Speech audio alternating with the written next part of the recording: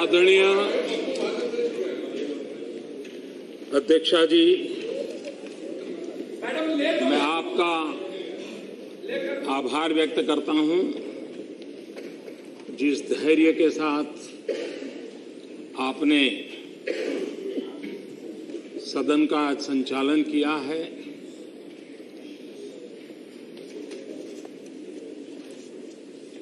यह अविश्वास प्रस्ताव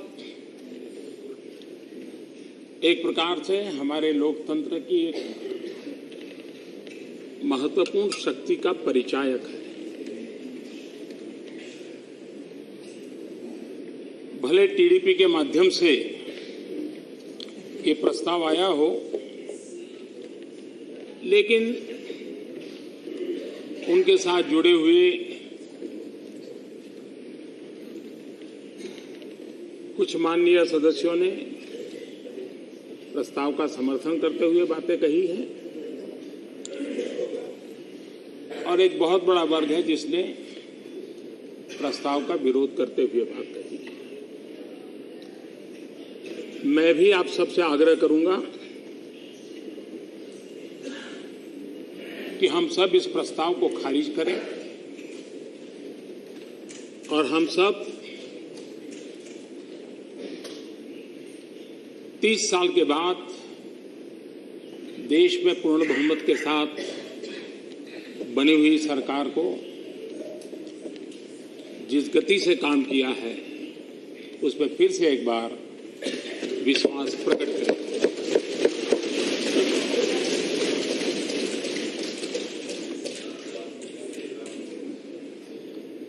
वैसे मैं समझता हूं ये एक अच्छा मौका है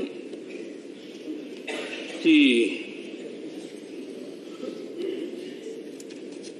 हमें तो अपनी बात कहने का मौका मिल नहीं रहा है, लेकिन देश को ये भी चेहरा देखने को मिला है कि कैसी नकारात्मकता है, कैसा विकास के प्रति विरोध का भाव है, कैसे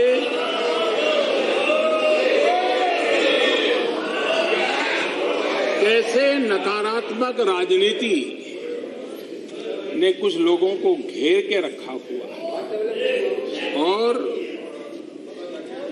उन सब का चेहरा निखर करके सज धज करके बाहर आया है।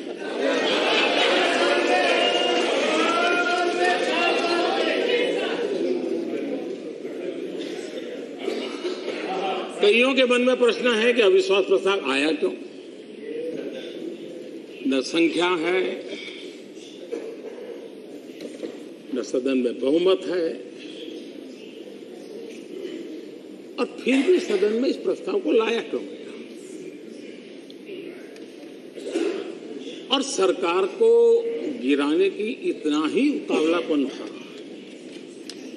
तो मैं हैरान था कि सामने इसको 48 घंटे रोक दिया जाए। चर्चा की जल्दी जरूरत नहीं है।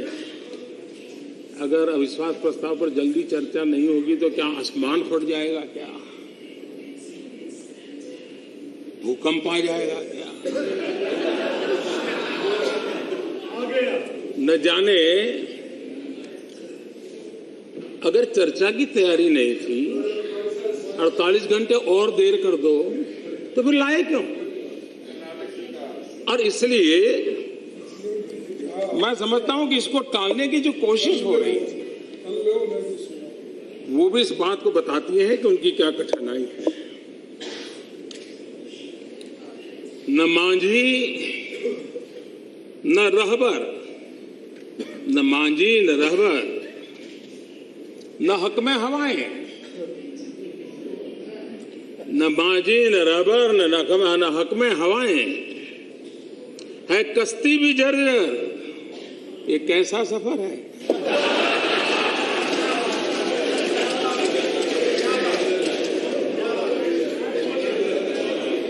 कभी तो लगता है कि ये सारे जो भाषण में सुन रहा था, जो व्यवहार देख रहा था, मैं नहीं मानता हूं कि कोई अज्ञानवश हुआ है।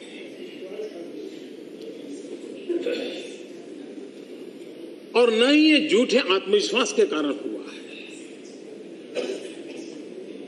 ये इसलिए हुआ है कि अहंकार इस प्रकार की प्रवृत्ति करने के लिए खींच के ले जा रहा है। मोदी हटाओ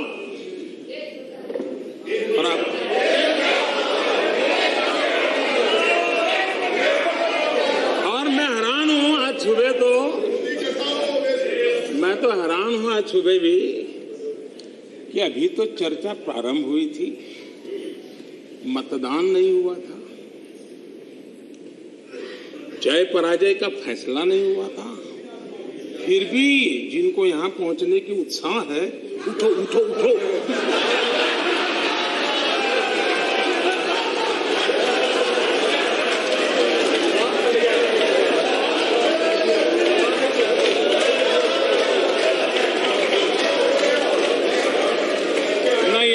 उठा सकता है न बिठा सकता है, 125 करोड़ देशवासी बिठा सकते हैं, 125 करोड़ देशवासी उठा सकते हैं।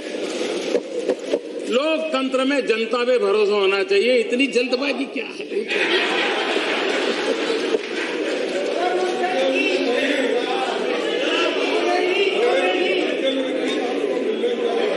और यह अहंकारी है जो कहता है हम खड़े होंगे तो प्रधानमंत्री 15 मिनट तक खड़े नहीं हो पाएंगे। आदरणीय अध्यक्ष महोदय जी, मैं खड़ा भी हूं और 4 साल हमने जो काम किए हैं उस पर अड़ा भी हूं।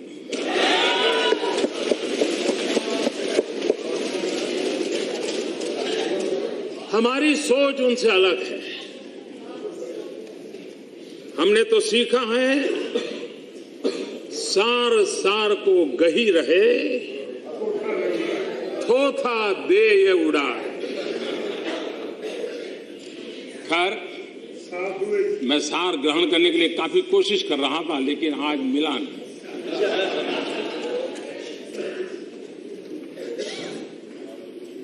डंके की चोट पर अहंकार ये कहलाता है 2019 में पावर में आने नहीं देंगे।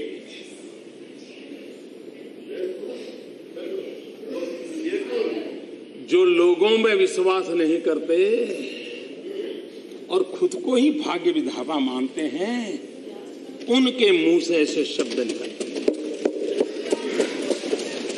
लोकतंत्र में जनता जनार्दन भाग्य विधाता होती है।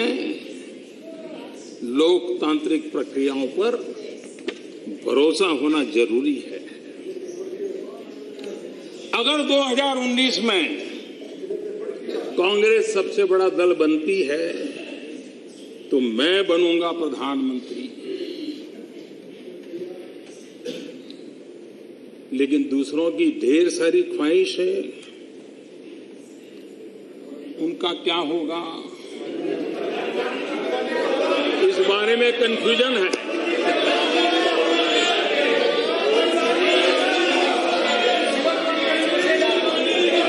अध्यक्ष महोदय जी, ये सरकार का फ्लोर टेस्ट नहीं है, ये तो कांग्रेस का अपने तथाकथित साथियों का फ्लोर टेस्ट है। मैं ही प्रधानमंत्री बनूंगा कि सपने पर और दर भी थोड़ी मुहर लगा दें, इसके लिए ट्रायल चल रहा है। आपसे मिले, मैं बोलता हूं, इस प्रस्ताव के बहाने अपने कुनबे को जो जमाने की कोशिश की है, कहीं बिखर न जाए, इसकी चिंता पड़ी।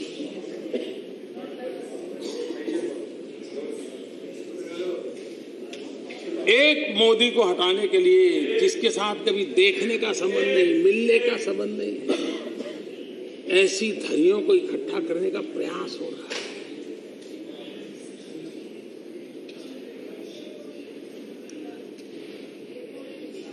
मेरी कांग्रेस के साथियों की सलाह कि जब भी अगर आपको अपने संभावित साथियों की परीक्षा लेनी है तो जरूर लीजिए, लेकिन कम से कम अविश्वास का प्रस्ताव का तो बहाना न बनाइए। जितना अविश्वास वो सरकार पर करती है, कम से कम उतना विश्वास अपने संभावित साथियों पर तो करिए।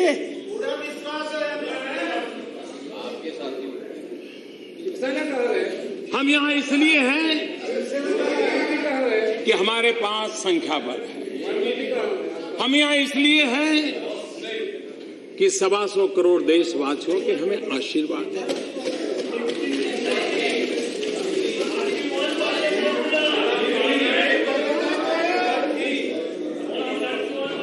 अपनी स्वार्थ सिद्धि के लिए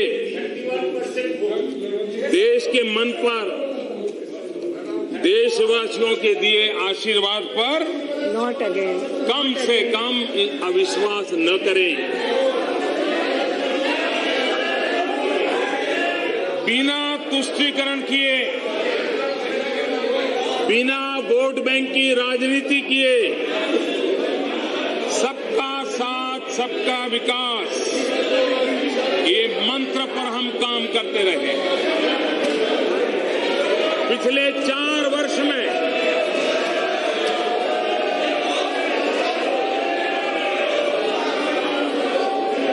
उस वर्ग और क्षेत्र में काम नॉट लाइक दिस प्लीज, जिसके पास चमक धमक नहीं,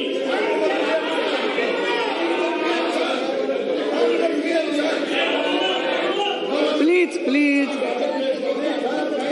ये मत करो।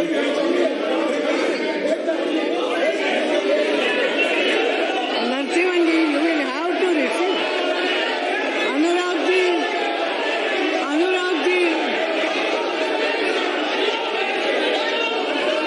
I will see.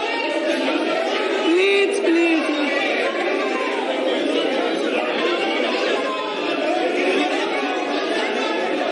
Please, Anurag ji, go to the seat.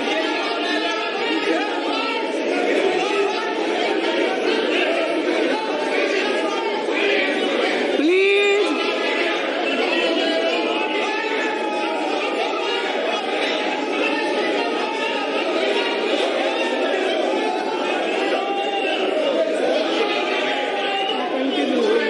पहले भी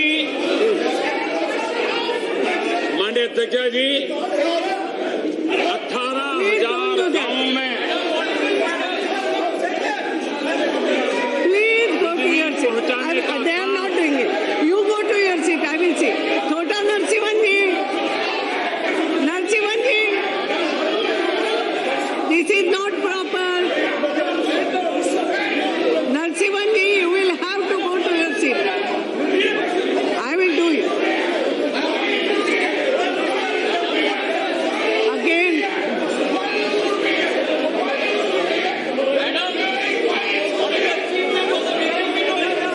Viduri ji, you go to your seat.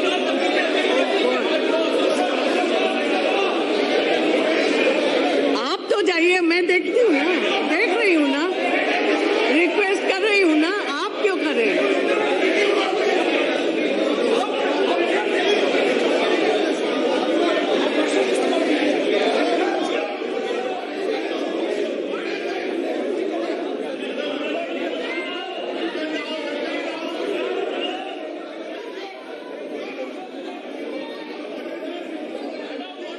Please.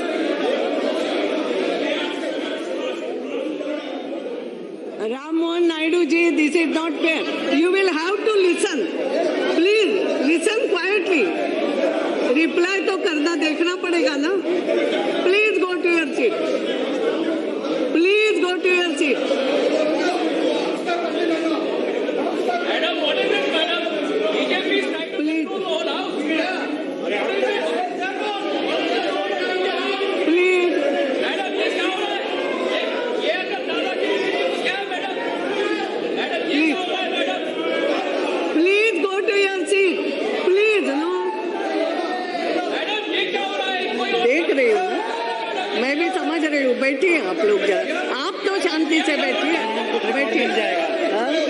कुछ नहीं जाएगा ये बात। अध्यक्ष महोदय जी, सबका साथ सबका विकास, इसी मंत्र को लेकर के हम काम करने वाली सरकार जब 18,000 गांवों में बिजली पहुंची, ये काम पहले भी सरकारें कर सकती थी, लेकिन अध्यक्ष महोदया, इन 18,000 गांवों में 15,000 गांव, आप देखिए वो समझा रहे हैं।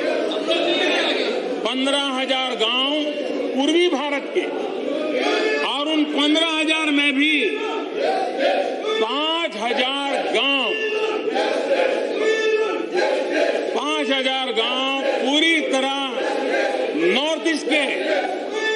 आप कल्पना कर सकते हैं इन इलाकों में कौन रहता, हमारे आदिवासी, हमारे गरीब, यही महानुभाव रहते हैं। दलित हो, पीड़ित हो, शोषित हो, वंचित हो, जंगलों में जिंदगी गुजारने वाले हो, इनका बहुत बड़ा तबका रहता है। लेकिन ये लोग ये क्यों नहीं करते थे? क्योंकि उनके वोट के गणित में फिट नहीं होता और उनका इस आबादी पर विश्वास नहीं था। उसी के कारण नॉर्थ ईस्ट को अलग थलग कर दिया गया। हमने सिर्फ इन गांवों में बिजली पहुंचाई ऐसा नहीं, अपने कनेक्टिविटी के हर मार्ग पर तेज गति से काम किया। बैंक के दरवाजे, गरीबों के नाम पर बैंकों का राष्ट्रीयकरण हुआ, लेकिन बैंक के दरवाजे गरीबों के लिए नहीं खुले। जब उनकी सरकारें थी, इतने साल बैठे थे, वे भी गरीबों के लिए बैंक के दरवाजे खोल सकते थे। लगभग 32 करोड़ जनधन खाते खोलने का काम हमारी सरकार ने किया और आज 80,000 करोड़ रुपया इन गरीबों ने बचत करके इन जनधन अकाउंट में जमा किए हैं। माताओं बहनों के लिए, उनके सम्मान के लिए 8 करोड़ शौचालय बनाने का काम इस सरकार ने किया। ये पहले की सरकारें भी कर सकती थी। उज्ज्वला योजना से 4.5 करोड़ गरीब माताओं बहनों को आज धुआं मुक्त जिंदगी और बेहतर स्वास्थ्य का काम, ये विश्वास जगाने का काम हमारी सरकार ने किया। ये वो लोग थे जो 9 सिलेंडर की 12 सिलेंडर इसी की चर्चा में खोए हुए थे। उनका अविश्वास के बीच वो जनता को भटका रहे थे। एक अंतर्राष्ट्रीय रिपोर्ट के अनुसार बीते 2 वर्षों में 5 करोड़ देशवासी भीषण गरीबी से बाहर आए। 20 करोड़ गरीबों को मात्र 90 पैसे प्रतिदिन और 1 रुपये महीने के प्रीमियम पर बीमा का सुरक्षा कवच भी मिला। आने वाले दिनों में आयुष्मान भारत योजना के तहत 5 लाख रुपयों का बीमारी में मदद करने का एश्योरेंस इस सरकार ने दिया है। इनको इन बातों पर भी विश्वास नहीं है। हम किसानों की आय 2022 तक 2 गुना करने की दिशा में एक के बाद एक कदम उठा रहे हैं। उस पर भी इनको विश्वास नहीं। हम बीज से लेकर के बाजार तक संपूर्ण व्यवस्था के अंदर सुधार कर रहे हैं, सीमलेस व्यवस्थाएं बना रहे हैं। इस पर भी उनका विश्वास नहीं है। 80,000 करोड़ रुपए से ज्यादा खर्च करके बरसों से अटकी हुई 99 सिंचाई योजनाओं को, उन परियोजनाओं को पूर्ण करने का काम चल रहा है। कुछ योजनाएं पूर्णता पर पहुंच चुकी हैं, कुछ लोकार्पण हो चुका है, लेकिन इस पर भी इनका विश्वास नहीं है। हमने 15 करोड़ किसानों को सॉइल हेल्थ कार्ड पहुंचाया, आधुनिक खेती की तरफ किसानों को ले गए, लेकिन इस पर भी इनका विश्वास नहीं है। हमने यूरिया में नीम कोटिंग उन्होंने थोड़ा करके छोड़ दिया, 100% किए बिना उसका लाभ नहीं मिल सकता है। हमने 100% नीम कोटिंग का काम किया, जिसका लाभ देश के किसानों को हुआ है। यूरिया की जो कमी महसूस होती थी वो बंद हुई है, और इस पर भी इनका विश्वास नहीं है। न हमने प्रधानमंत्री फसल बीमा योजना के माध्यम से किसानों को विश्वास दिलाने का काम किया, न सिर्फ प्रीमियम कम किया, लेकिन इंश्योरेंस का दायरा भी हमने बढ़ाया। उदाहरण के तौर पर 2016-17 में किसानों ने करीब 1300 करोड़ रुपए बीमा के प्रीमियम के रूप में दिया, जबकि उन्हें सहायता के रूप में 5500 करोड़ रुपए से ज्यादा की क्लेम राशि दी गई। यानी किसानों से जितना लिया गया उससे 3 गुना ज्यादा कल में क्लेम राशि उनको हम पहुंचा दिए, लेकिन इन लोगों को विश्वास नहीं होता। माननीय अध्यक्ष महोदय, एलईडी बल्ब जरा ये बताएं तो सही, क्या कारण है कि उनके कालखंड में एलईडी बल्ब 350, 400, 450 रुपए में बिकता था। आज वो एलईडी बल्ब 40-45 रुपए में पहुंच गया, और 100 करोड़, छोटा आंकड़ा नहीं है, 100 करोड़ एलईडी बल्ब आज बिक चुके हैं। इतना ही नहीं, 500 से ज्यादा अर्बन बॉडीज में 62 लाख से ज्यादा एलईडी बल्ब स्ट्रीट लाइट में लग चुके हैं, और उसके कारण उन नगर पालिकाओं के खर्च में भी बचत हुई है। उनके समय में मोबाइल मैन्युफैक्चरिंग कंपनियां 2 थी, आज मोबाइल फोन बनाने वाली 120 कंपनियां हैं, लेकिन उनका विश्वास काम नहीं कर रहा है। युवाओं के स्वरोजगार के लिए पहले पढ़े लिखे नौजवानों को सर्टिफिकेट पकड़ा दिया जाता था, वो रोजी रोटी के लिए भटकता था। हमने मुद्रा योजना के तहत 13 करोड़ नौजवानों को लोन देने का काम किया है। इतना ही नहीं, वक्त बदल चुका है। आज 10,000 से ज्यादा स्टार्टअप हमारे देश के नौजवान चला रहे हैं, और देश को इनोवेटिव इंडिया की तरफ ले जाने का काम कर रहे हैं। एक समय था जब हम डिजिटल लेन देन की बात करने लगे, तो यही सदन में बड़े बड़े विद्वान लोग कहने लगे, हमारा देश तो अनपढ़ है, डिजिटल ट्रांजैक्शन कैसे कर सकता है, हमारे देश के गरीब को तो ये कैसे पहुंच सकता है। अध्यक्ष महोदया जी, जो लोग इस प्रकार से देश की जनता की ताकत को कम आंकते थे, उनको जनता ने करारा जवाब दिया है। अकेले भीम ऐप और मोबाइल फोन से एक महीने में 41,000 करोड़ रुपए का ट्रांजैक्शन ये हमारे देश के नागरिक आज कर रहे हैं, लेकिन उनका देश की जनता पे विश्वास नहीं है।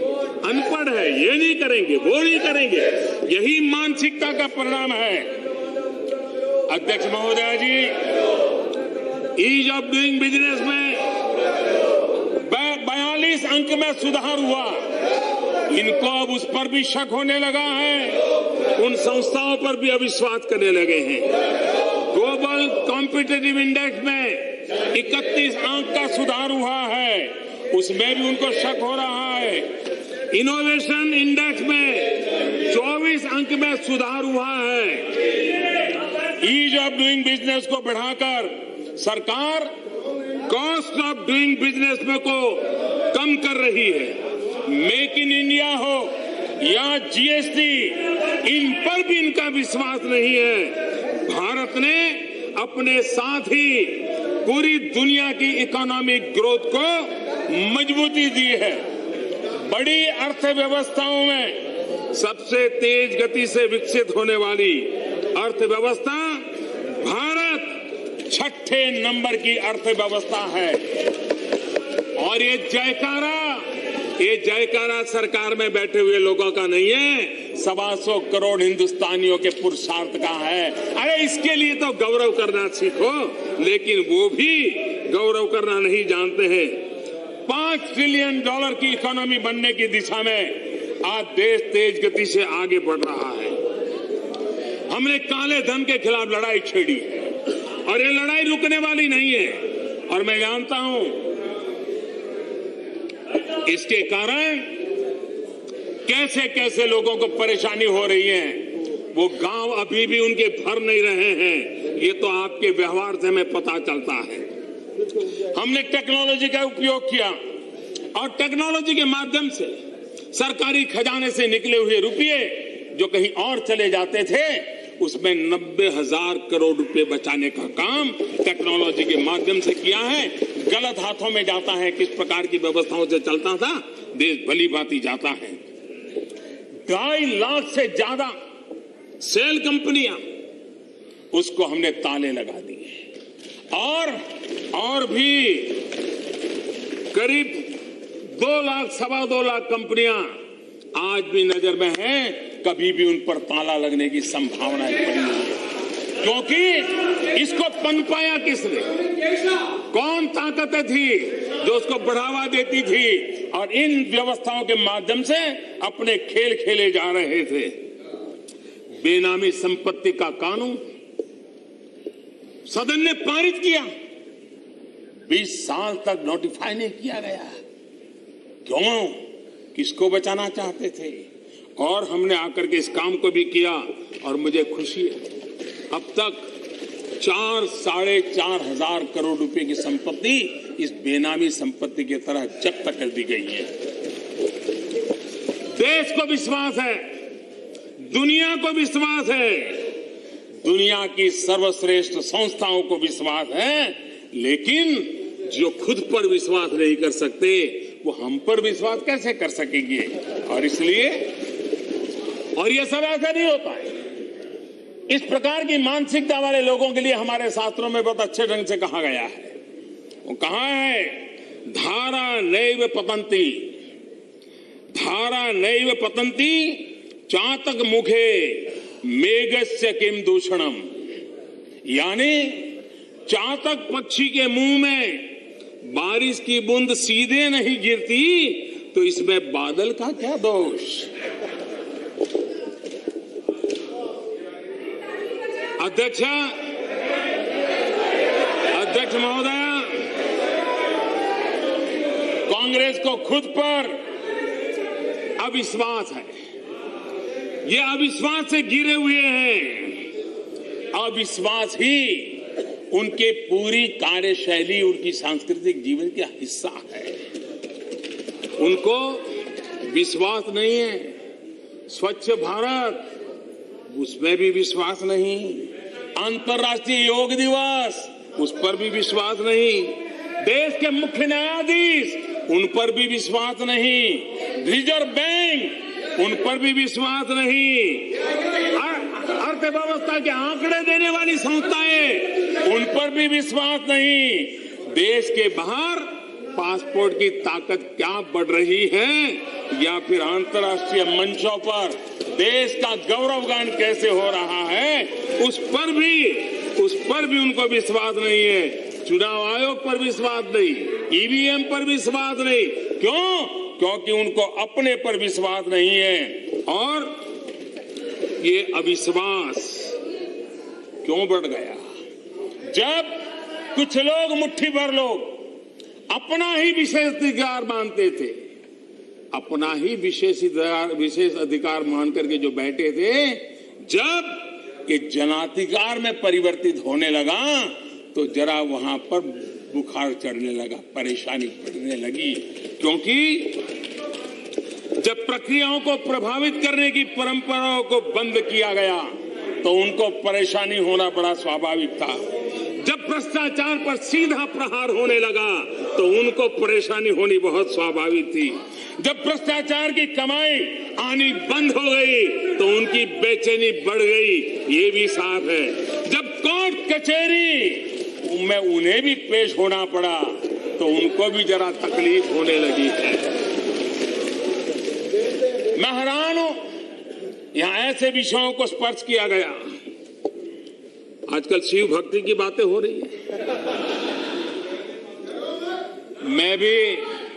मैं भी भगवान शिव को प्रार्थना करता हूं। मैं 125 करोड़ देशवासियों को भी प्रार्थना करता हूं, आपको इतनी शक्ति दें कि 2024 में फिर से आप अविश्वास प्रस्ताव ले आए।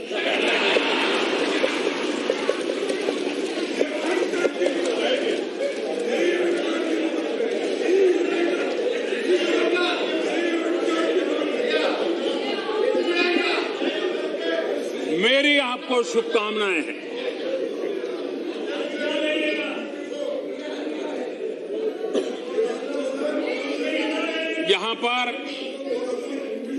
यहां पर डोकलाम की चर्चा की गई।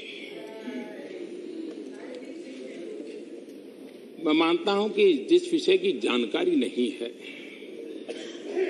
कभी कभी उस पर बोलने से बात बड़ी उल्टी पड़ जाती है। उसमें व्यक्ति का नुकसान कम है, देश का नुकसान हो जाता है। और इसलिए ऐसे विषयों पर बोलने से पहले थोड़ा संभालना चाहिए। हमें एक घटनाक्रम जरा याद रहना चाहिए। जब सारा देश, सारा तंत्र, सारी सरकार एकजुट होकर के डोकलाम के विषय को लेकर के प्रवृत्तिशील थी, अपनी अपनी जिम्मेवारियां संभाल रही थी, तब जो आज डोकलाम की बातें करते वो चीन के राजदूत के साथ बैठते हैं।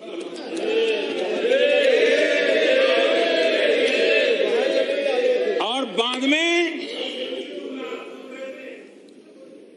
कभी ना तो कभी हां, जैसे फिल्मी अंदाज में चल रहा था, नाटकीय ढंग से चल रहा था। कोई कहता था मिले, कोई कहता था नहीं मिले, फिर कहते थे मिले, फिर कहते थे नहीं मिले। क्यों भाई ऐसा सस्पेंस क्यों? मैं समझता हूं, और कांग्रेस प्रवक्ता ने तो पहले साफ बना कर दिया था कि उनके उपाध्यक्ष चीनी राजदूत को मिले ही नहीं है। इस बीच एक प्रेस विज्ञप्ति भी आ गई और फिर कांग्रेस ने मानने के लिए मजबूर होना पड़ा, हाँ मुलाकात तो हुई थी। क्या देश के विषयों को कोई गंभीरता नहीं होती क्या? क्या हर जगह पे बचकाना हरकत करते रहेंगे क्या? यहां पर राफेल विवाद को छेड़ा गया।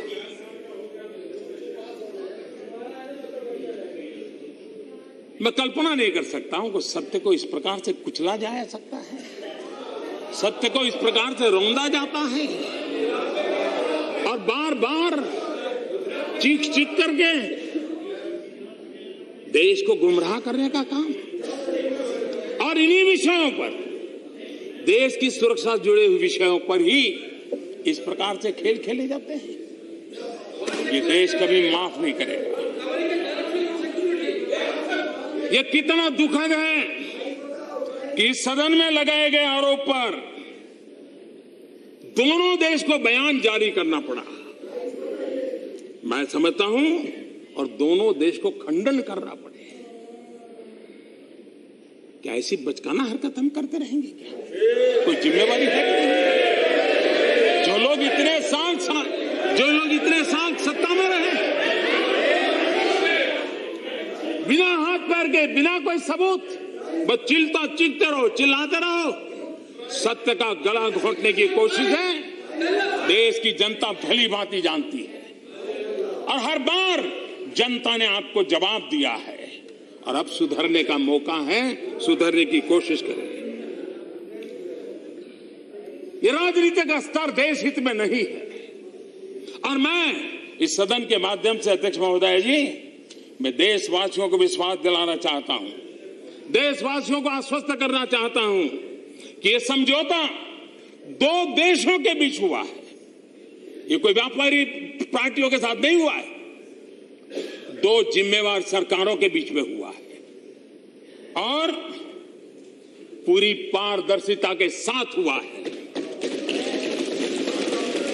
और मेरी प्रार्थना भी है कि राष्ट्रीय सुरक्षा के मुद्दे पर, इतने संवेदनशील मुद्दे पर ये बचकाना बयानों से बचा जाए, ये मेरा आग्रह है। और नामदार के आग्रह मैं प्रार्थना ही कर सकता हूं, क्योंकि हमने देखा है एक ऐसी मानक प्रवृत्ति बन चुकी है कि देश के सेनाध्यक्ष को किस भाषा प्रयोग किया गया, क्या कभी होता है? क्या देश के सेनाध्यक्ष के लिए इस प्रकार की भाषा का प्रयोग किया जाएगा? आज भी हिंदुस्तान के हर सिपाही जो सीमा पर होगा, जो निवृत्त होगा, आज उसको इतनी गहरी चोट पहुंची होगी जिसकी सदन में बैठ करके हम कल्पना नहीं कर सकते। जो देश के लिए मर मिटने के लिए निकले हैं, जो देश की भलाई के लिए काम करते हैं, उस सेना के जवानों की पराक्रम को, उन पराक्रमों को स्वीकारने का आपको सामर्थ्य नहीं होगा। लेकिन आप सर्जिकल स्ट्राइक को जुमला स्ट्राइक बोले, आप सर्जिकल स्ट्राइक को जुमला स्ट्राइक बोले, यह देश कभी माफ नहीं करेगा। आपको गालियां देनी है तो मोदी मौजूद है, आपकी सारी गालियां सुनने के लिए तैयार है, लेकिन देश के जवान जो मर मिटने के लिए निकले हैं उनको गालियां देना बंद कीजिए।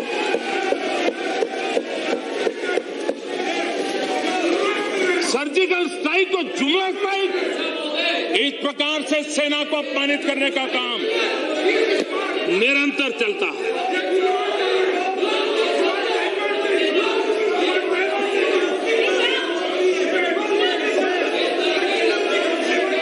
माननीय अध्यक्ष महोदय, पीढ़ी दर पीढ़ी चला आ रहा यह अविश्वास एक कांग्रेस की फितरत है।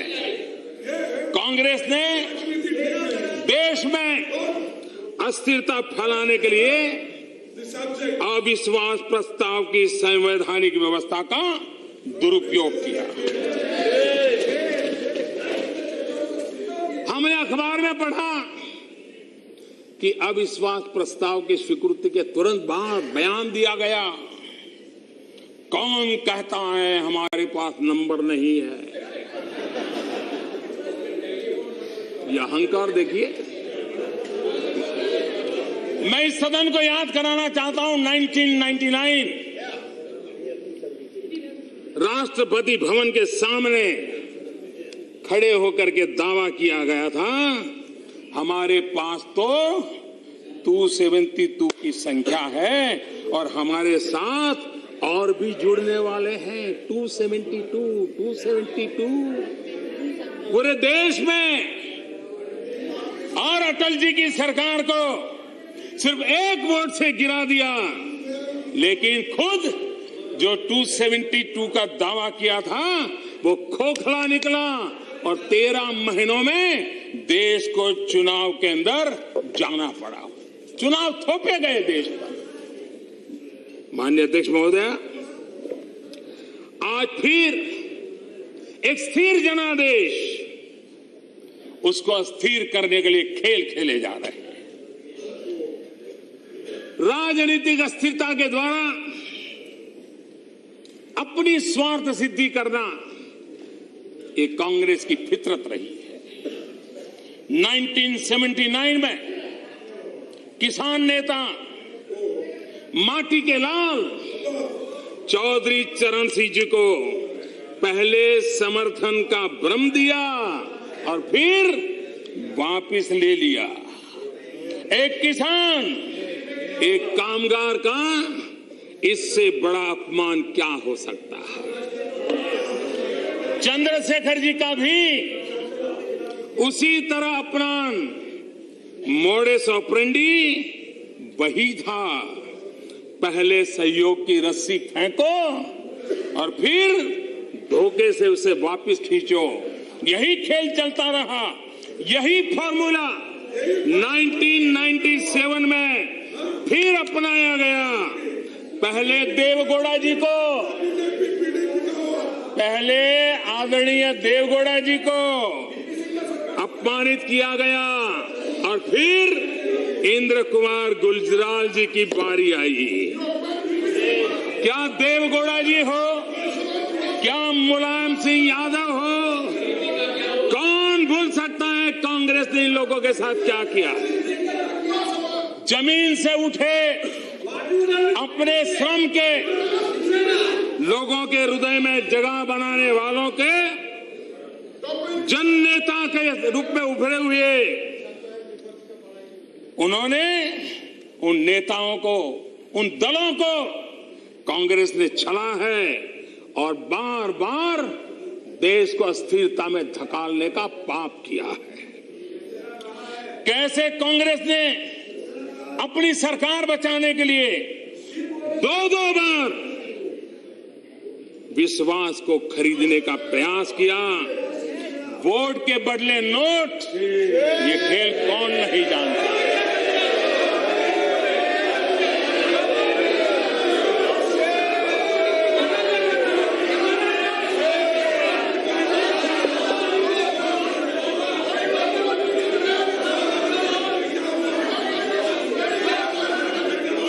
आज यहां एक बार और कही गई, यहां पूछा गया कि प्रधानमंत्री अपनी आंख में मेरी आंख भी नहीं डाल सकते। माननीय अध्यक्ष महोदया, सही, हम कौन होते हैं जो आपकी आंख में आंख डाल सके। कोई गरीब माँ का बेटा पिछड़ी जाति में पैदा हुआ, गांव से आया है। आप तो नामदार हैं, नामदार, हम तो कामदार हैं। आपकी आंख में आंख डालने की हिम्मत हमारी नहीं, हम नहीं डाल सकते। और इतिहास गवाह है अध्यक्ष महोदय जी, इतिहास गवाह है। सुभाष चंद्र बोस ने कभी आंख में आग डालने की कोशिश की, उनके साथ क्या किया गया। मोरारजी भाई देसाई गवाह है, उन्होंने आंख में आग डालने की कोशिश की, क्या किया गया। जयप्रकाश नारायण गवाह है, उन्होंने आंख में आग डालने की कोशिश की, उनसे साथ क्या किया गया। चौधरी चरण सिंह, उन्होंने आंख में आग डालने की कोशिश की, उनके साथ क्या किया। सरदार वल्लभ भाई पटेल ने आंख में आग डालने की कोशिश की, उनके साथ क्या किया गया। चंद्रशेखर जी ने आंख में आग डालने की कोशिश की, क्या किया गया। अरे प्रणब मुखर्जी ने आंख में आग डालने की कोशिश की, क्या किया गया। अरे इतना ही नहीं, हमारे शरद पवार जी ने आंख में आग डालने की कोशिश की थी, उनके साथ भी क्या किया गया था। मैं सारा कच्चा चिट्ठा खोल सकता।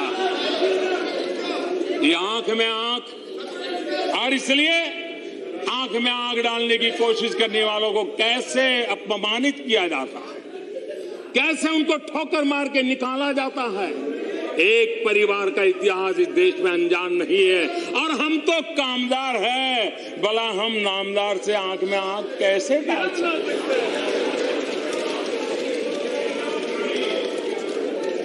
और आंखों की बात करने वालों की आंखों की हरकतों ने आज टीवी पे पूरा देश देख रहा है, कैसे आंख खोली जा रही है, कैसे बंद की जा रही है। ये आंखों का खेल।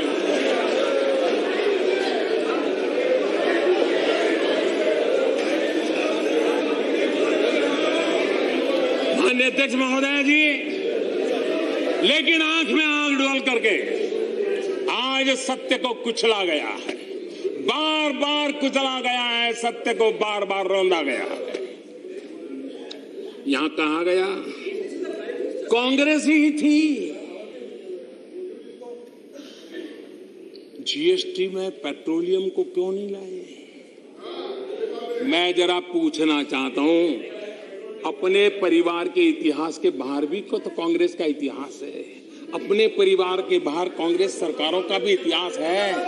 अरे जरा इतना तो ध्यान रखो, जब यूपीए सरकार थी तब पेट्रोलियमों को बाहर रखने का, जीएसटी के बाहर रखने का निर्णय आपकी सरकार ने किया। आपको ये भी मालूम नहीं है। आज यहां ये भी कहा गया, आपका विषय लेने वाला हूं मैं आपकी बात, जयदेव जी आपकी बात लेने वाला हूं, आपका विषय आएगा। अरे जरा बारी बारी से आने दो, किसी को छोड़ने वाला नहीं, आप चिंता मत कीजिए, हर किसी का सम्मान करूंगा, आप चिंता मत कीजिए।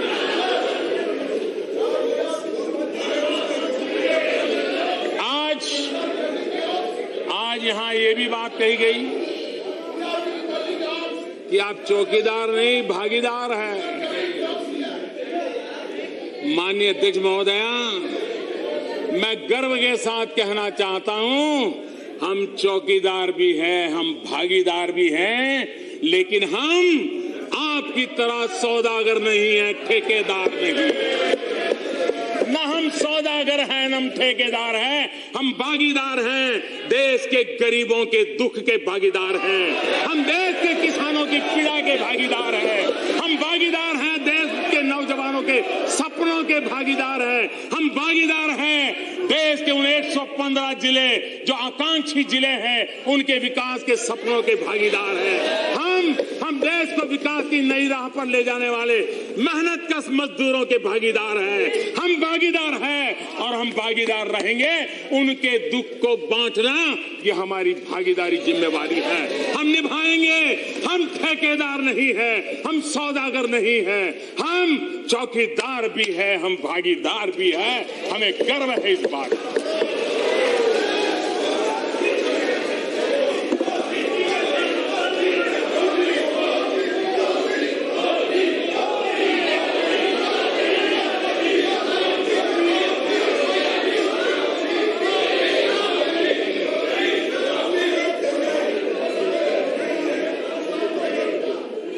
कांग्रेस का एक ही मंत्र है, कांग्रेस का एक ही मंत्र है, या तो हम रहेंगे और अगर हम नहीं हुए तो फिर देश में अस्थिरता रहेगी, अफवाहों का साम्राज्य रहेगा।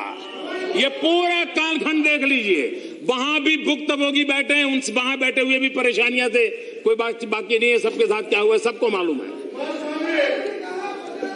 अफवाहें उड़ाई जाती हैं, झूठ फैलाया जाता है, अपप्रचार किया जाता है। आज के युग में देश में अफवाहें फैलाने के लिए तो टेक्नोलॉजी भी अवेलेबल है और आरक्षण खत्म हो जाएगा, दलितों पर अत्याचार रोकने वाला कानून खत्म किया गया है, देश को हिंसा की आग में झोंकने के षड्यंत्र हो रहे हैं। अध्यक्ष महोदया जी, ये लोग राजनीति दलितों, पीड़ितों, शोषितों, वंचितों, गरीबों को इमोशनल ब्लैकमेलिंग करके राजनीति करते रहे। कामगार हो, किसान हो, उनके दुखों की चिंता किए बिना समस्याओं के समाधान के रास्ते खोजने के बजाय चुनाव जीतने के शॉर्टकट ढूंढने का प्रयास हुआ है देश में। और उसी का कारण है कि देश का एक बहुत बड़ा तबका सशक्तिकरण से वंचित रह गया है। बार बार बाबा साहब आंबेडकर की भाषा, उनके पहनावे पर, उनकी राजनीति पर मजाक उड़ाने वाले लोग आज बाबा साहब के गीत गाने लगे हैं। धारा 356 का बार बार दुरुपयोग करने वाले हमें लोकतंत्र के पाठ पढ़ाने की बातें करते हैं। जो सरकार, जो मुख्यमंत्री पसंद नहीं आता था, उसको हटाना, अस्थिरता पैदा करना, ये खेल देश आजाद होने के तुरंत बाद शुरू कर दिया गया, जो कभी भी मौका नहीं छोड़ा गया है। और इसी नीति का परिणाम 1980, 1991, 1998, 1999 देश को समय से पहले चुनाव के अंदर घसीटा गया, चुनाव में जाना पड़ा। एक परिवार के सपनों, आकांक्षाओं के सामने जो भी आया उसके साथ यही बर्ताव किया गया, चाहे देश को, लोकतंत्र को ही दांव पर क्यों न लगाना पड़े। स्वाभाविक है, जिनकी ये मानसिकता पड़ी हो, जिनके अंदर इतना अहंकार भरा हो, वो हम लोगों को कैसे स्वीकार कर सकते हैं? हमारा यहां बैठना उनको कैसे गवारा हो सकता है? ये हम भली भांति समझते हैं और इसलिए हमको नापसंद करना बहुत स्वाभाविक है। माननीय अध्यक्ष महोदय, कांग्रेस पार्टी जमीन से कट चुकी है और वो तो डूबे हैं, लेकिन उनके साथ जाने वाले भी, हम तो डूबे, सनम तुम भी डूबोगे,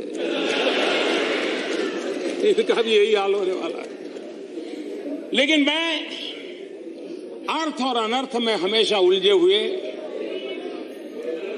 अपने आप को बहुत बड़ा विद्वान मानने वाले और विद्वता का जिनको अहंकार है, अर्थ और अनर्थ में हमेशा उलझे हुए एक व्यक्ति ने जो बात बताई थी, उन्हीं के शब्दों को मैं कोट करना चाहता हूं। कांग्रेस पार्टी अलग अलग राज्यों में क्यों और कैसे कमजोर हो गई, कांग्रेस पार्टी अलग अलग राज्यों में क्यों और कैसे कमजोर हो गई। मैं एक ऐसे राज्य से आता हूं जहां इस पार्टी का प्रभुत्व समाप्त हो गया है। क्यों? कांग्रेस इस बात को समझ नहीं पाई कि सत्ता अब उच्च वर्ग, साधन संपन्न वर्गों से गांव देहात के लोगों, इंटरमीडिएट कास्ट और यहां तक कि ऐसी जातियों को कथित सोशल ऑर्डर में सबसे नीचे हैं, गरीब, बेरोजगार, जिनके पास संपत्ति नहीं, जिनकी कोई आमदनी नहीं, जिनकी आवाज आज तक सुनी नहीं गई, उन तक पहुंची है। जैसे जैसे पावर नीचे की तरफ चलती गई, जैसा कि लोकतंत्र में होना चाहिए, वैसे वैसे अनेक राज्यों में कांग्रेस का प्रभाव खत्म होता गया। ये इनटू इन्वेटेड कोटेबल कोट है और ये है 11 अप्रैल 1997 का। और देवेगौड़ा जी की सरकार का जब विश्वास प्रस्ताव चल रहा था, उस समय अर्थ और अनर्थ में उलझे हुए आपके विद्वान महारथी श्रीमान चिदंबरम जी का यह वाक्य है।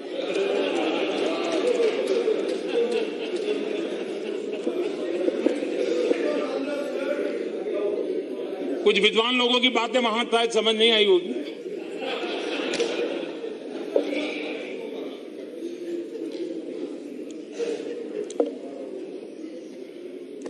अठारह साल पहले अटल बिहारी वाजपेयी जी की सरकार ने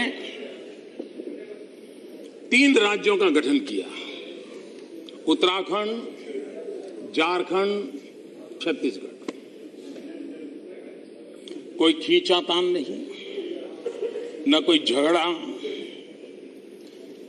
मिल बैठ करके जो जहां से निकले उनके साथ बैठ करके रास्ते निकाले और तीनों राज्य बहुत तेजी से, शांति से प्रगति कर रहे हैं और देश के विकास में योगदान दे रहे हैं। लेकिन राजनीतिक लाभ पाने के लिए आंध्र के लोगों को विश्वास में लिए बिना राज्यसभा के दरवाजों को बंद करके जोर और जुल्म के बीच हाउस ऑर्डर में नहीं था तो भी आपने आंध्र और तेलंगाना का विभाजन किया। और ये बात सही है, जयदेव जी ने बताया, ये बात सही है कि उस समय मैंने ये कहा था, उस समय मैंने कहा था तेलुगु हमारी मां है। उस समय मैंने कहा था तेलुगु हमारी मां है, तेलुगु का स्पिरिट को टूटने नहीं देना चाहिए। उन्होंने बच्चे को बचा लिया, मां को मार दिया है। हम सबका दायित्व है कि तेलुगु स्पिरिट को बचा लिया जाए। ये शब्द मेरे उस समय थे और आज भी मैं मानता हूं। लेकिन 2014 में और आपका तो क्या हाल हुआ? आपको लगता था एक जाएगा तो जाएगा, लेकिन दूसरा मिल जाएगा। लेकिन जितना जनता इतनी समझदार थी, न ये भी मिला न वो भी मिला, और आप पीछे ये मुसीबत छोड़ के चले गए। और आपके लिए नया नहीं है, आपने भारत पाकिस्तान का विभाजन किया, आज भी मुसीबतें झेल रहे हैं। आपने इनका भी विभाजन ऐसे किया है, उनको विश्वास दिलाया होता तो शायद ये मुसीबत ना आती, लेकिन कुछ नहीं सोचा। और मुझे बराबर याद है चंद्रबाबू का और वहां के हमारे तेलंगाना के सीएम का, केसीआर का, पहले साल बंटवारे को लेकर के तनाव रहता था, झगड़े होते थे, गवर्नर को बैठना पड़ता था, होम मिनिस्टर को बैठना पड़ता है, कभी मुझे बैठना पड़ता था। और उस समय टीडीपी की पूरी ताकत तेलंगाना के खिलाफ लगाए रखी, उसी में लड़ते रहे। हम उनको शांत करने की बहुत कोशिश करते रहे, संभालने की कोशिश करिए। और टीआरएस ने एक मैच्योरिटी दिखाई चीजों को, वो अपने आप विकास में लग गए। उधर क्या हाल हुआ आप जानते हैं। संसाधनों का विवाद आज भी चल रहा है। बंटवारा ऐसा किया आप लोगों ने, संसाधनों का विवाद आज भी चल रहा है। एनडीए की सरकार ने सुनिश्चित किया कि आंध्र प्रदेश और तेलंगाना के विकास में कोई कमी नहीं आएगी, और हम पूरी तरह उसमें कमिटेड हैं। और हमने जो कदम उठाए, मुझे कुछ मीडिया रिपोर्ट याद है, कुछ मीडिया रिपोर्ट मुझे याद आ रही है। इसी सदन के एक माननीय सदस्य, उन्होंने बयान दिया था, टीडीपी के, उन्होंने बयान दिया था कि स्पेशल कैटेगरी स्टेटस से कहीं ज्यादा बेहतर स्पेशल पैकेज है, ये लोगों ने दिया था। वित्त आयोग की सिफारिश को फिर से दोहराना चाहता हूं। इस सिफारिश के तहत आयोग ने स्पेशल और जनरल कैटेगरी राज्यों के भेद को समाप्त कर दिया। आयोग ने एक नई कैटेगरी नॉर्थ ईस्टर्न को और हिल स्टेट की बना दी। इस प्रक्रिया में आयोग ने इस बात का भी ध्यान रखा कि अन्य राज्यों को आर्थिक नुकसान न हो।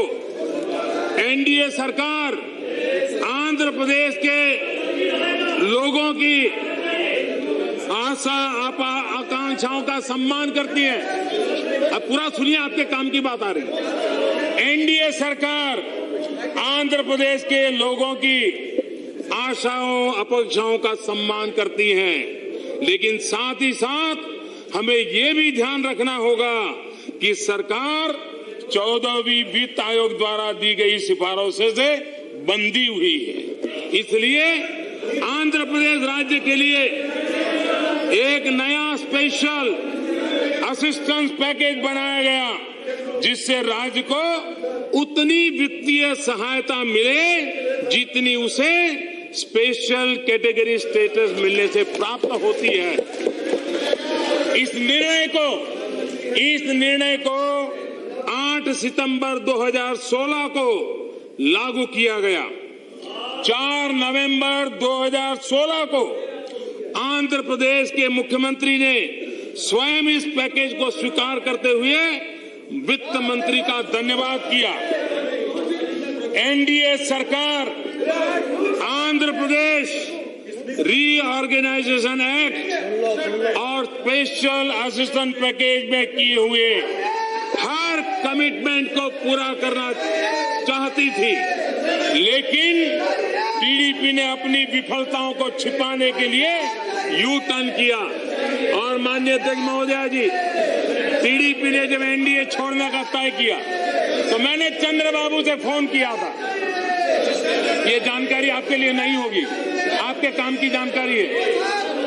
टीडीपी एनडीए से निकले, चंद्रबाबू से मेरी फोन पे बात हुई और मैंने चंद्रबाबू से कहा था कि बाबू, आप वाईएसआर की जाल में फंस रहे हो।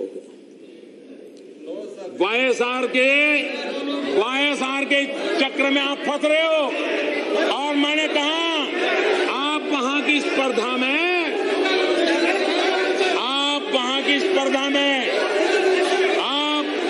आप किसी हालत में आप बच नहीं पाओगे। ये मैंने उनको इस दिन कहा था। और मैं देख रहा हूं कि झगड़ा उनका वहां का है, उपयोग सदन का किया जा रहा है। आंध्र प्रदेश की जनता भी इस घनघोर अवसरवादिता को देख रही है। चुनाव नजदीक आते गए, प्रशंसा आलोचना में बदल गई।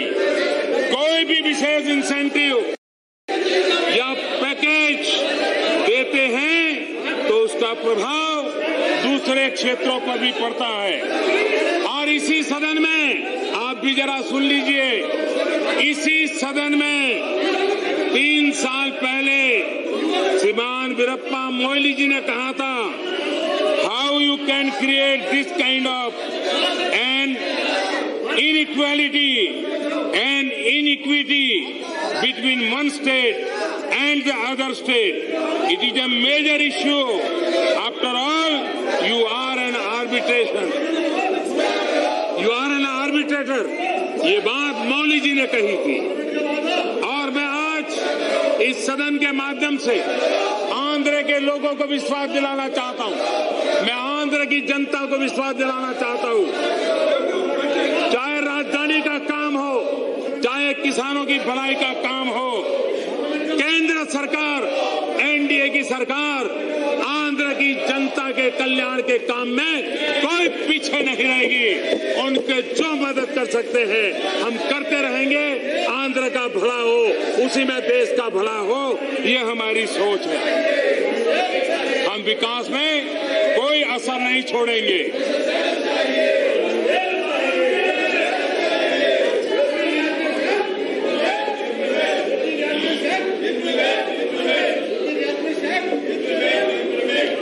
हमारा प्रयास, हमारा काम करने का तरीका समस्याओं को सुलझाने का। 1 रैंक 1 पेंशन, कौन थे जिन्होंने इतने दशकों तक उसको लटकाए रखा था? जीएसटी का विषय इतने वर्षों तक किसने लटका कर रखा था? और आज यहां बताया गया कि गुजरात के मुख्यमंत्री ने रोका था। मैं इस सदन को जानकारी देना चाहता हूं, उस समय के जो कर्ता धर्ता थे उनको भी मालूम है। मेरी मुख्यमंत्री के नाते चूचिया भी मौजूद है। मैंने उस समय भारत सरकार को कहा था कि जीएसटी में राज्यों के जो कंसर्न है, इसको एड्रेस किए बिना आज जीएसटी को आगे नहीं बढ़ा पाएंगे। आप राज्यों ने जो जिन्यून मुद्दे उठाए हैं, राज्यों के साथ बैठ करके उसका समाधान किए, लेकिन इनका अहंकार इतना था कि वे राज्यों की एक बात सुनने को तैयार नहीं थे। और उसी का कारण था, और ये भी मैं आज रहस्य खोलता हूं, बीजेपी के सिवाय अन्य दलों के मुख्यमंत्री भी, कांग्रेस के भी मुख्यमंत्री मुझे मिलते थे मीटिंगों में। वो कहते थे हम तो बोल नहीं पाएंगे, मोदी जी आप बोलिए, हमारे राज्य का भी कुछ भला हो जाएगा।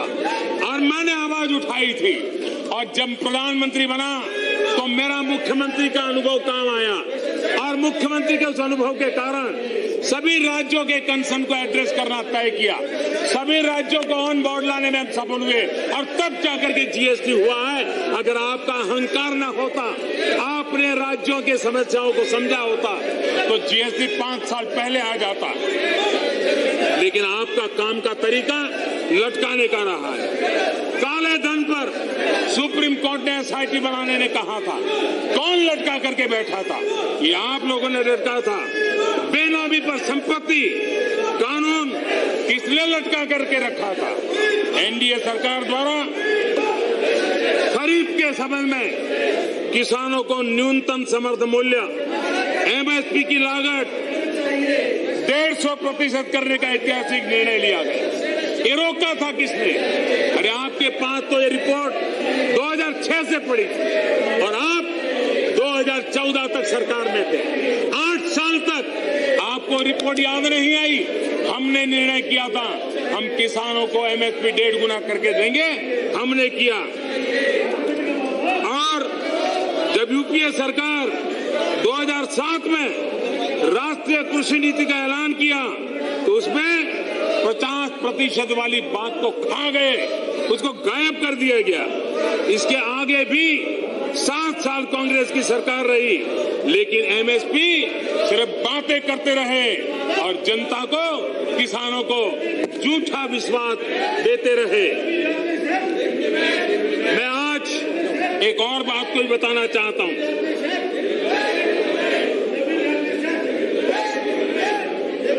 देश के लिए ये जानकारी बहुत महत्वपूर्ण है। जिनको सुनना नहीं है उनके काम में आने वाली नहीं, लेकिन देश के लिए जरूरी है।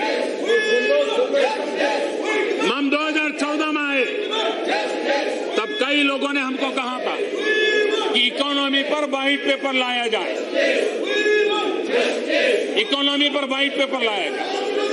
ये हमारे मन में भी था कि व्हाइट पेपर लाएंगे, लेकिन जब हम बैठे और शुरू में सारी जानकारियां पाने लगे, एक के बाद ऐसी जानकारी आई, हम चौंक गए। क्या अर्थव्यवस्था की क्या स्थिति पैदा करके रहे थे। और इसलिए मैं आज एनपीए की कहानी सुनाना चाहता हूं। क्या परिस्थिति पैदा की। ये कहानी की शुरुआत हुई 2008 में और 2009 में चुनाव था। कांग्रेस को लगने लगा था कि अब 1 साल बचा है, जितनी बैंकें खाली कर सकते हो करो।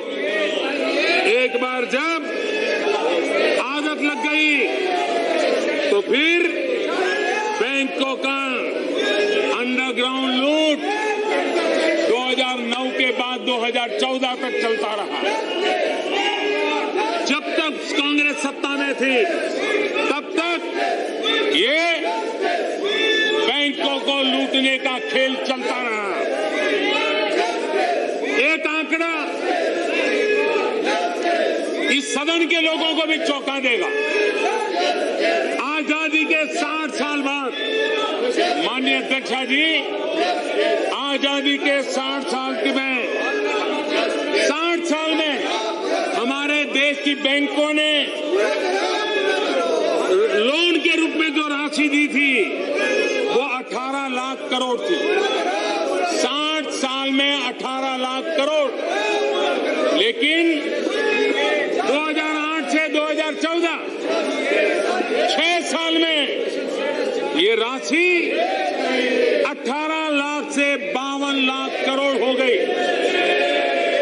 60 साल में 18 लाख, 6 साल में 52 लाख पहुंचाई और ये 6 साल में 60 साल में जो हुआ था उसको डबल कर दिया। और ये कैसे हुआ? दुनिया में इंटरनेट बैंकिंग तो बहुत देर से आया, लेकिन कांग्रेस ऐसे बुद्धिमान लोग हैं, कांग्रेस के लोग ऐसे बुद्धिमान हैं कि दुनिया में इंटरनेट बैंकिंग आने से पहले भारत में फोन बैंकिंग शुरू हुआ, ये टेलीफोन बैंकिंग शुरू हुआ। टेलीफोन बैंकिंग का एक कमाल था कि 6 साल में 18 लाख से 52 लाख अपने चहेते लोगों को खजाना लुटा दिया गया बैंकों से। और तरीका क्या था?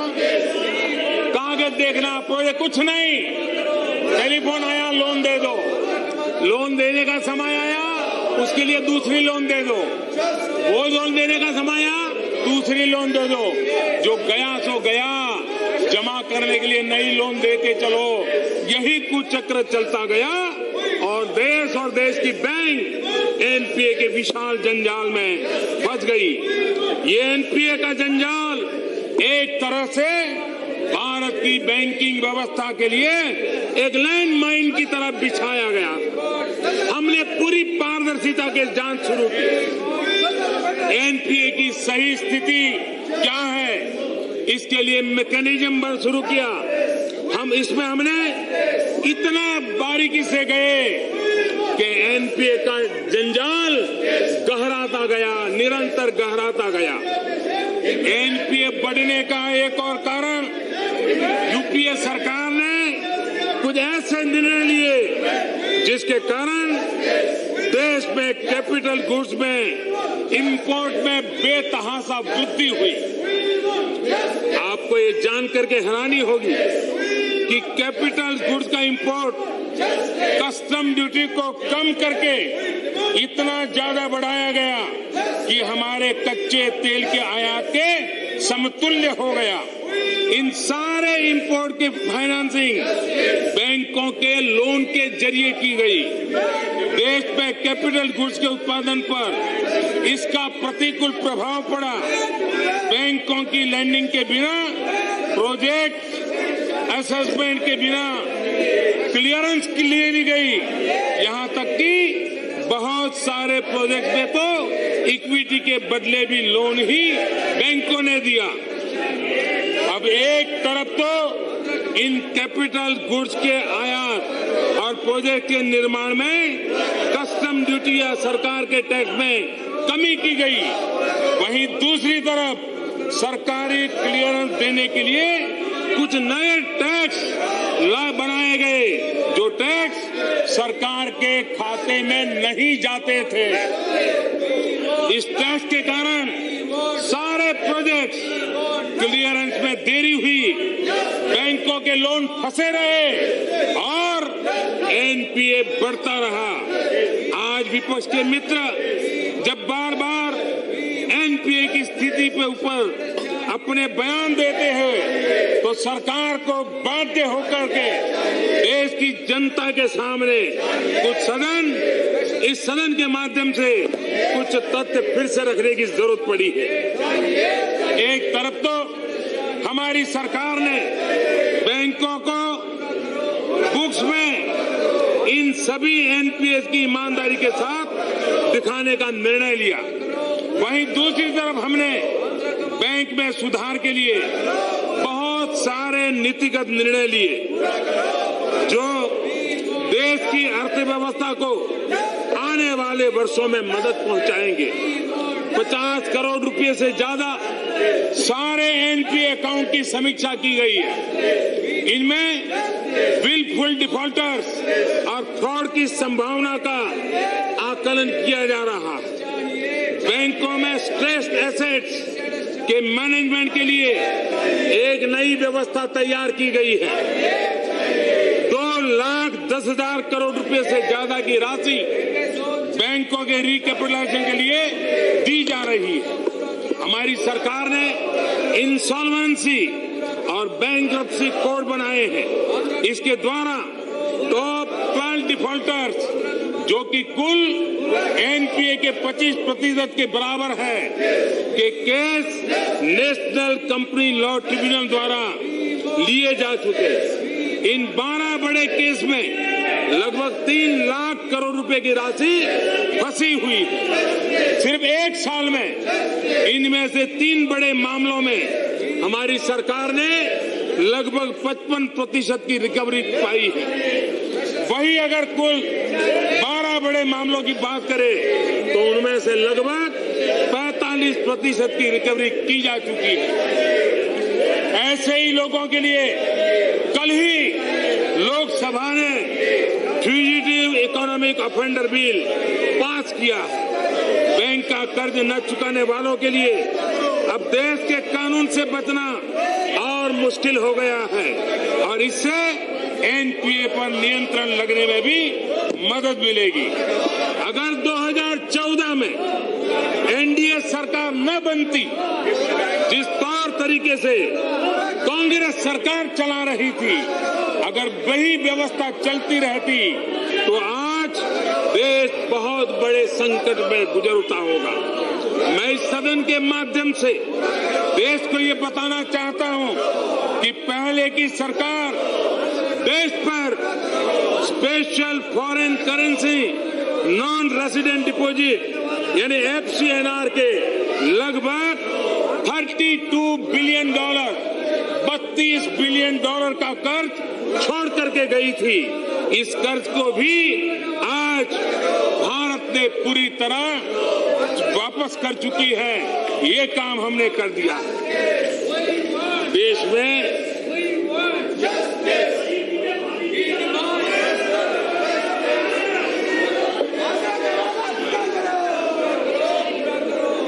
माननीय अध्यक्ष महोदय, देश में ग्राम स्वराज अभियान इसको आगे बढ़ाने के लिए, महात्मा गांधी के सपनों को साकार करने के लिए हमने 15 अगस्त तक 65,000 गांवों के सभी के पास बैंक खाता हो, गैस कनेक्शन हो, हर घर में बिजली हो, सभी का टीकाकरण हुआ हो, सभी को बीमा का सुरक्षा कवच मिला हो और हर घर में एलईडी बल्ब हो। ये गांव उन 115 जिलों में है जिनको गलत नीतियों ने पिछड़ेपन का अविश्वास दिया और हमने उनको आकांक्षा का नया विश्वास दिया। न्यू इंडिया की व्यवस्थाएं स्मार्ट भी है, सेंसिटिव भी है। स्कूलों में लैब के ठिकाने नहीं थे। हमने अटल टिंकरिंग लैब, स्किल इंडिया, खेलो इंडिया अभियानों से प्रतिभा की पहचान और सम्मान बढ़ा दिया। महिलाओं के लिए जीवन के हर पड़ाव को ध्यान में रखते हुए योजनाएं बनाई गई और मैं आज गर्व के साथ कहना चाहता हूं, कैबिनेट कमेटी ऑन सिक्योरिटी में पहली बार देश में 2 महिलाएं बैठती हैं और 2 महिला मंत्री निर्णय में भागीदार होती है। महिलाओं को फाइटर पायलट के तौर पर इंजेक्ट किया गया। 3 तलाक जेल रही। मुस्लिम बहनों के साथ सरकार मजबूती के साथ खड़ी है। बेटी बचाओ बेटी पढ़ाओ जन आंदोलन बना है। अनेक जिलों में बेटियों के जन्म में बढ़ोतरी, बेटियों पर अत्याचार करने वालों के लिए फांसी तक का प्रावधान। लोकतांत्रिक व्यवस्था में हिंसा और अत्याचार को इजाजत नहीं दी जा सकती है। ऐसी घटनाओं में किसी एक भारतीय का भी निधन दुखद है, मानवता की मूल भावना के खिलाफ है।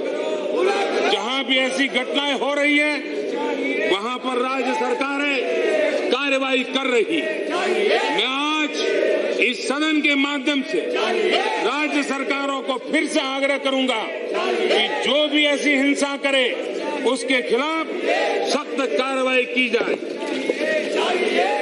देश को 21वीं सदी के देश के सपनों को पूरा करना।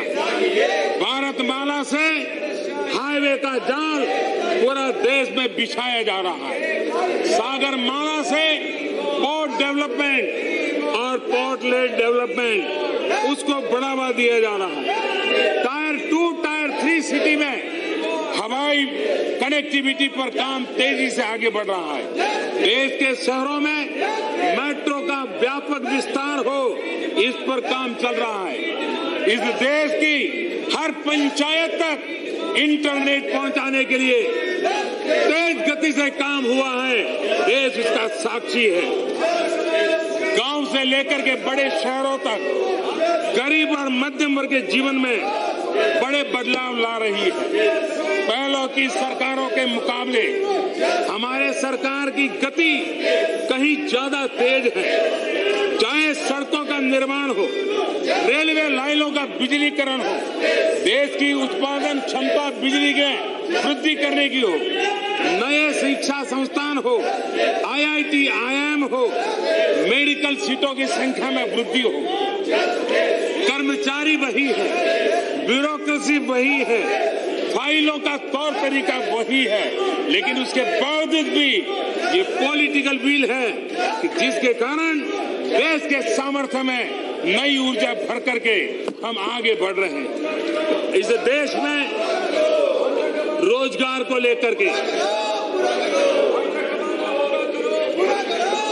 इस देश में रोजगार को लेकर के बहुत सारे भ्रम फैलाए जा रहे हैं और फिर एक बार सत्य को कुचलने का प्रयास, आधारहीन बातें, कोई जानकारी नहीं, ऐसे गपगोले चलाना अच्छा होगा अगर उसमें थोड़ा बारीकाई से ध्यान देते तो देश के नौजवानों को निराश कर करके राजनीति करने का पाप नहीं करते। सरकार ने सिस्टम में उपलब्ध रोजगार से संबंधित अलग अलग आंकड़ों को देश के समक्ष हर महीने प्रस्तुत करने का निर्णय किया। संगठित क्षेत्र यानी फॉर्मल सेक्टर में रोजगार में वृद्धि को मापने का एक तरीका है एम्प्लॉई प्रोविडेंट फंड यानी ईपीएफ में कर्मचारियों का अंशदान सितंबर 2017 से लेकर मई 2018 इन 9 महीनों में लगभग 45 लाख नए नेट सब्सक्राइबर ईपीएफ से जुड़े हैं। इनमें से 77% 28 वर्ष से कम उम्र के हैं। फॉर्मल सिस्टम में न्यू पेंशन स्कीम यानी एनपीएस में पिछले 9 महीने में 5,68,000 से ज्यादा लोग जुड़े हैं। इस तरह ईपीएफ और एनपीएस के 2 आंकड़ों को मिलाकर ही पिछले 9 महीनों में फॉर्मल सेक्टर में 50 लाख से ज्यादा लोग रोजगार में जुड़े हैं। ये संख्या पूरे वर्ष के लिए 70 लाख से भी ज्यादा होगी। इन 70 लाख कर्मियों ने ईएसआईसी के आंकड़ों को सम्मिलित नहीं किया गया है क्योंकि इनमें अभी आधार लिंकिंग का काम चल रहा है। इसके अतिरिक्त देश में कितनी ही प्रोफेशनल बॉडीज हैं जिनमें युवा प्रोफेशनल डिग्री लेकर अपने आप को रजिस्टर करते हैं और अपना काम करते हैं।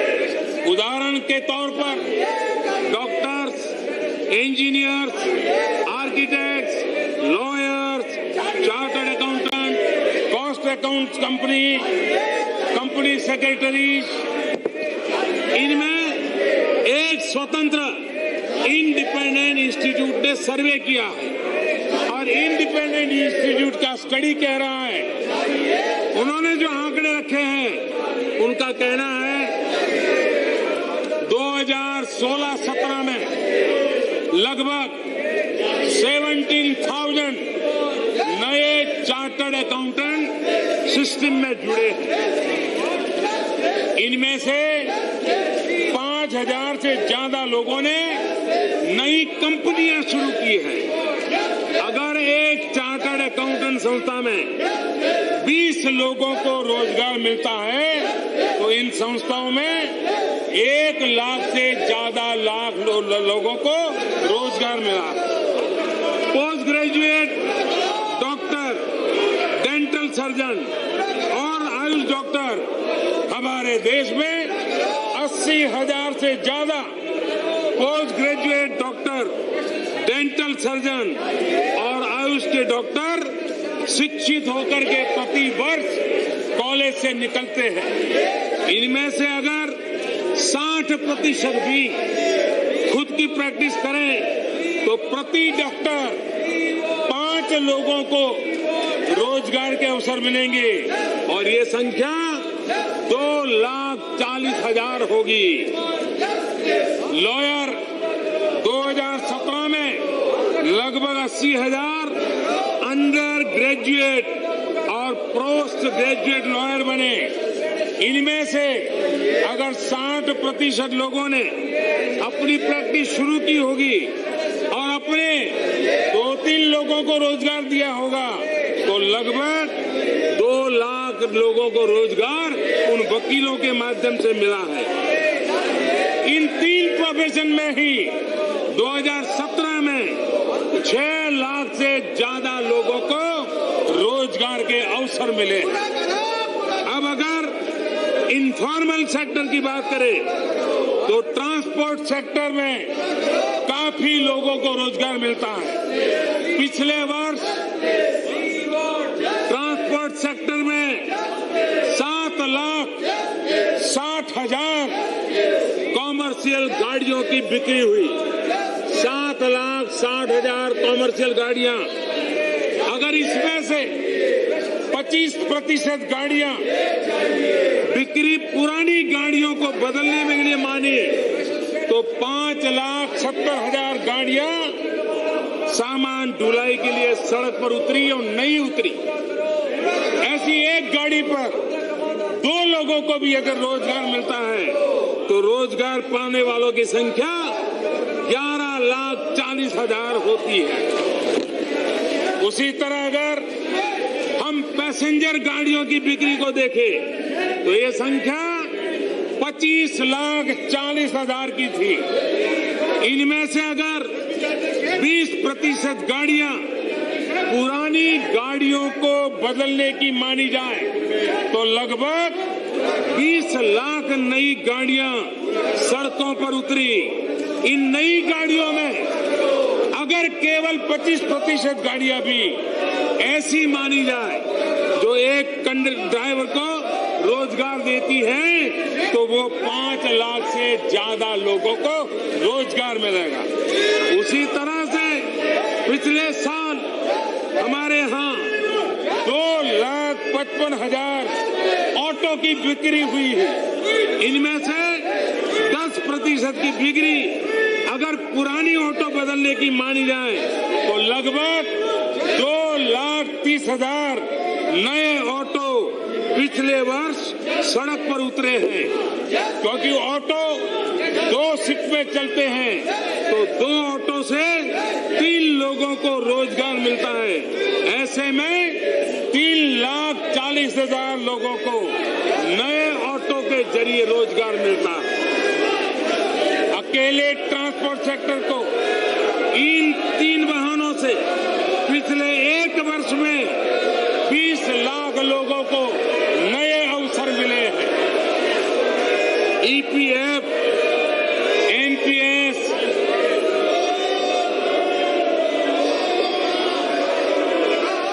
प्रोफेशनल ट्रांसपोर्ट सेक्टर की अगर हम जोड़ करके देखें 1 करोड़ से ज्यादा लोगों को अकेले पिछले वर्ष रोजगार मिला है। और ये एक इंडिपेंडेंट संस्था का सर्वे कह रहा है। मैं उस इंडिपेंडेंट इंस्टीट्यूट को कोट कर रहा हूं, ये सरकारी आंकड़े मैं नहीं बोल रहा हूं। और इसलिए मेरा आग्रह है कि कृपा करके बिना तथ्यों को सत्य को कुचलने का प्रयास न किया जाए, देश को गुमराह करने का प्रयास न किया जाए। आज देश एक अहम पड़ाव पर है। आने वाले 5 वर्ष 125 करोड़ हिंदुस्तानियों के, जिसमें 85% हमारे नौजवान देश की नीयत तय करने वाले हैं। न्यू इंडिया देश की नई आशा आकांक्षाओं का आधार बनेगा, जहां संभावनाओं, अवसरों, स्थिरता, इसका अनंत विश्वास होगा, जहां समाज के किसी भी वर्ग, किसी भी क्षेत्र के प्रति कोई अविश्वास नहीं होगा, कोई भेदभाव नहीं होगा। इस महत्वपूर्ण समय में, बदलते हुए वैश्विक परिवेश में हम सभी को साथ मिलकर के चलने की आवश्यकता है। अध्यक्ष महोदया जी, जिन लोगों ने चर्चा में भाग लिया, मैं उनका आभार व्यक्त करता हूं। मैं फिर एक बार आंध्र की जनता के कल्याण के लिए एनडीए की सरकार कोई कमी नहीं रहेगी। हिंदुस्तान में विकास की राह पर चलने वाले हर किसी के लिए जी जान से काम करने का व्रत लेकर के हम आए हैं। और मैं फिर एक बार इन सभी महानुभावों को 2024 में अविश्वास प्रस्ताव लाने का निमंत्रण देकर के मेरी बात को समाप्त करता हूं। और मैं इस अविश्वास प्रस्ताव को पूरी तरह खारिज करने के लिए इस सदन को आग्रह करता हूं। आपने मुझे समय दिया, मैं आपका बहुत बहुत आभारी हूं। धन्यवाद।